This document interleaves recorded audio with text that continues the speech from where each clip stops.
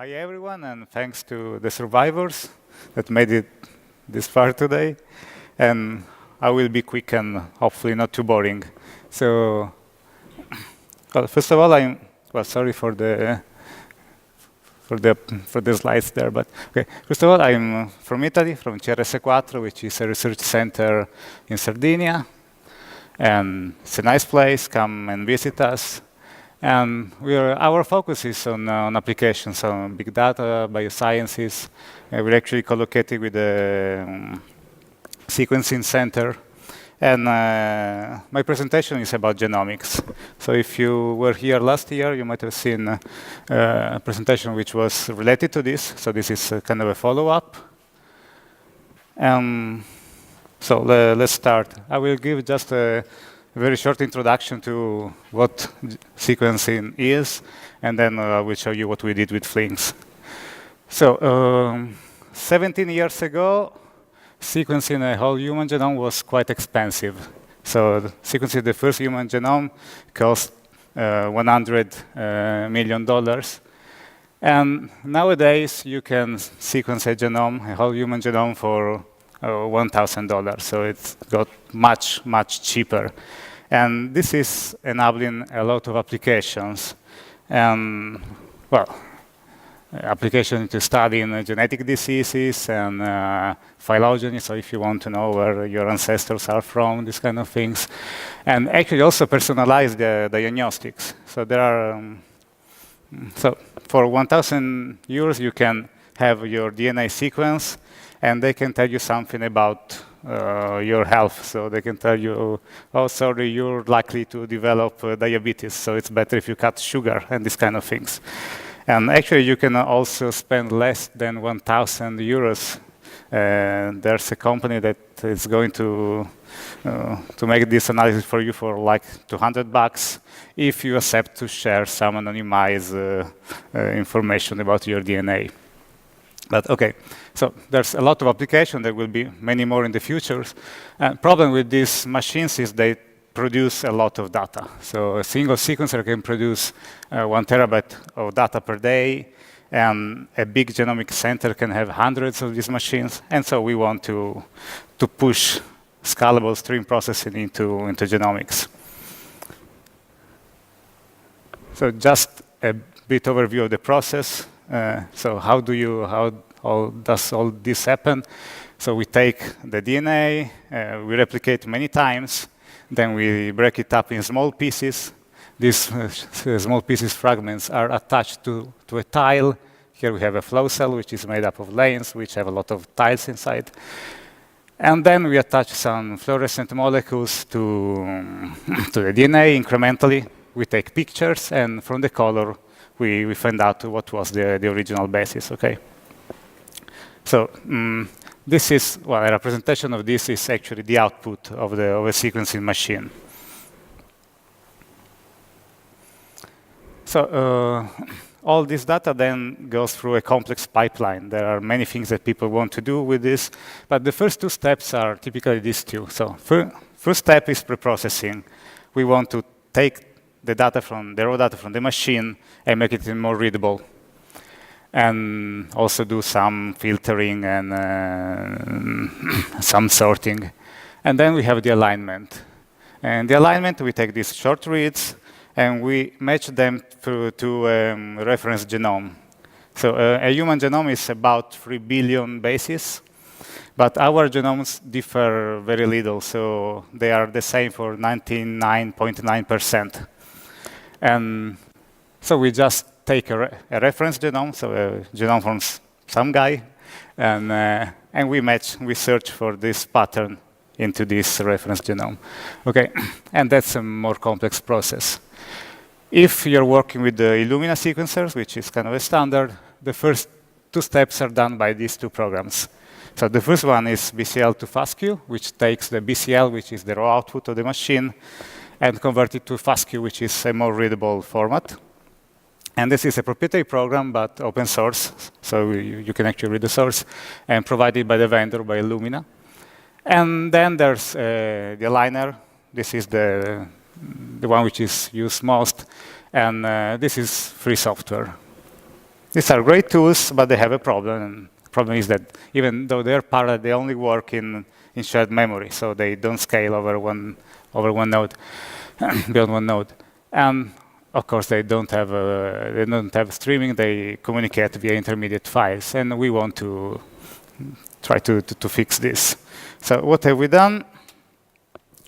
Is writing two modules which do kind of the same work of the program before, but they do this in Flink. So the first module is the preprocessor, and we have presented this last year, so we will not go into detail. If you want to see a bit more, just look for the video on my past presentation or download the paper. And we have modified this to send its output to Kafka, and so that it can be read by the second module. Second module is an aligner, but it's not written from scratch. We actually modified the standard aligner so that it could be wrapped in. So first module, we made it a library out of it. Then it's wrapped in so that it can be called from Java, and this thing is called from Flink. We did this also because the community is quite conservative. So if you propose a new aligner, they must probably just ignore it. So this is the safe way of trying to push to push this thing. Okay. And there's a peculiar thing about all this stuff that at the moment, mostly for legacy reason, we produce a lot of topics. So this is a different, very different application from what we've seen. So we actually communicate through thousands of topics, and these topics are finite. So I will show you how to handle finite topics in the next slides. So if you need to do something similar, maybe you will avoid some of the problems that we had this year. So let's see the implementation. Okay, so the first part takes care of decoding and reading the data. Then it does a kind of a matrix transposition. And for each tile, and there are many tiles, it starts creating many data topics in Kafka.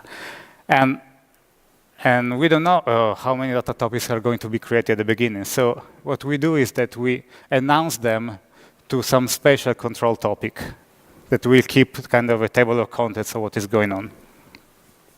Then we write all our reads into the topics, and each topic is finished by an end of stream marker, so that on the other side we can then recognize this end of stream marker and say, okay, this topic is done, we can actually close the source.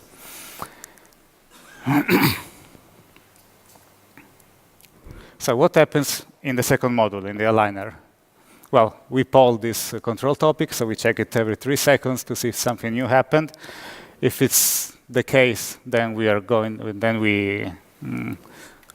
start a Flink job that reads from that topic, and so reads everything, and until the end of stream is reached, and align the data, and then terminates. Okay, and then the data are either sent away to another Kafka broker or written as particular files to the file system.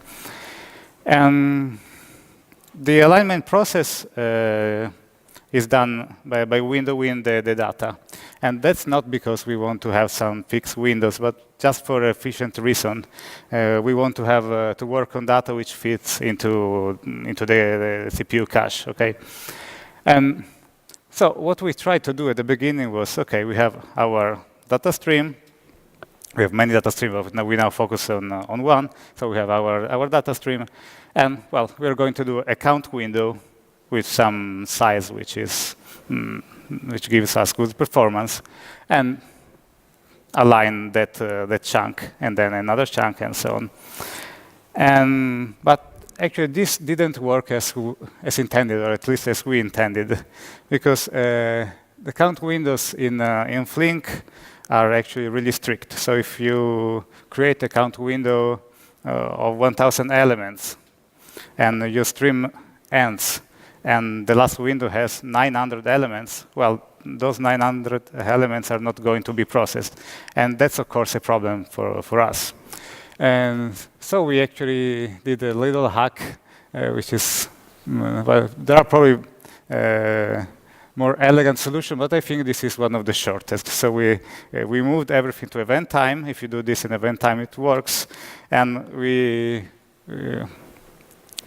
use an artificial time for each element so that we could then use a normal time window as a count window. So let's see the code in more detail. So, okay, we get our environment. We set the characteristic time to event time.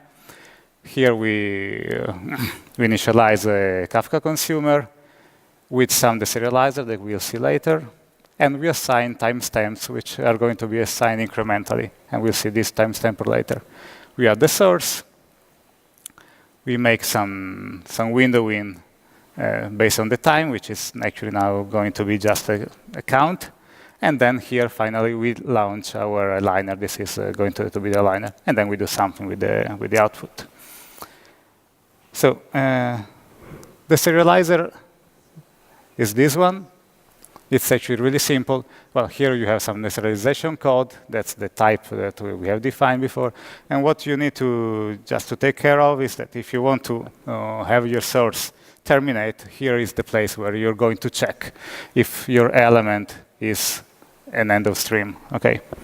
So you just add this line, and you are sure that your source terminates. So at some point, you can, for example, finalize a file because the source is not there anymore, and you can also free some from space. And the timestamp is also quite simple. So we have just a current value initialized as 0, and then every time that we need to extract a timestamp, we increment the current value, and we return the old one, and here is our watermark. Okay, if you do this thing, what you obtain is what we wanted. So it's count window that also takes care of handling the data in the last window. Okay, so that's just a small hack that you might need if you're going to do something similar, so to work with finite streams, and you want to have some chunking because your algorithm needs that. For example, if you are doing some blocking for caching reasons. So how did all this go? So we made some experiments in the Elastic Cloud of Amazon. So with some fat machines, up to 12 instances of these nodes with 250 gigabytes of RAM and really fast disks and all. The input data set was not that big. We wanted something that didn't take too much time to test. It's just 50 gigabytes of compressed data. And here are the results. Okay, so the baseline on a single node, and the baseline is written in C, C++, Boost, these kind of things, takes 137 minutes. And on a single node with all running, so the Kafka and Job Manager and Task Manager, all this stuff, we are 11% slower than the baseline. Of course, the good thing is that we do scale well. So we scale almost linearly. You can see it here. So that's the absolute scalability, so relative to the baseline, and that's the relative to itself. We also did some other tests, which are kind of unrelated. So since we had a lot of topics, and this is actually going probably to change. We're going to aggregate data when the pipeline goes on to the next step. But we wanted to see how Kafka handled so many topics. So we made a small test with one node, which was a Kafka broker, and 3 nodes, which were just pre-processing at full speed. Also, keep in mind that these messages are quite small, so they're half a kilobyte. Even in that case, you could aggregate data to put less limit to the Kafka broker. So we had the data flow of 450 megabytes over the broker, and a lot of messages, so 300 million messages in 3 minutes. And the CPU load was about 900%. So there were nine cores going at full load. And for that machine, that means that we could actually increase the increase the number of, increase the load on the machine, and we are going to reach to saturate the bandwidth before we saturate the CPU. So it's even if we haven't optimized for stressing less Kafka, that's something that we can actually avoid on this configuration. And in a testing configuration, so not with just a preprocessor going, but with a good balance of preprocessing and alignment work going in parallel, actually a single broker can sustain up to 100 nodes. So that concludes, and so we have presented the first steps of this pipeline in a scalable way. And actually, this is what we are trying to do is build a complete pipeline for genomics that is scalable. And it was important to make these first two steps because there's an upcoming version of the genome analysis toolkit 4, which is a really important tool in the area, which is going to be Spark-based. And this starts just after the alignment. Okay, so we are actually talking with the developers of JTK to make an effort so that we can build a complete pipeline from raw data to variant calling, and we hope to be able to do so and so push genomics towards stream processing, and that's it.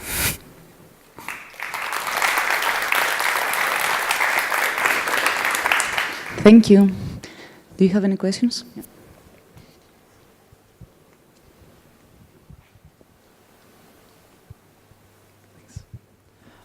Thanks for the talk. Can you also do alignments when you don't have a reference sequence? I'm thinking about like soil samples where you potentially have thousands of different genomes because thousands of different bacterial species, and you don't have any information. Maybe it's a new species and you want to sequence this. And do you have, or do you plan on implementing something like this where you can just sequence everything in like this sample at once? Okay. First disclaimer: I'm not a biologist. I'm a computer scientist. But what you, if I understand correctly, what you would like to have is like what is called de novo sequencing. So you take these small fragments and try to find out how they actually, by overlapping them, you can reconstruct the whole sequence. And we haven't done that. And for now, there are no plans on doing that. It would actually be a really interesting problem because there's a lot of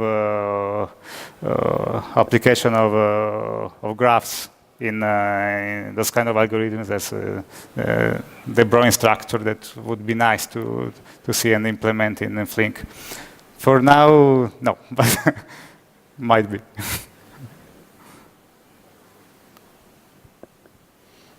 Any more questions? Thank you very much. Thank you.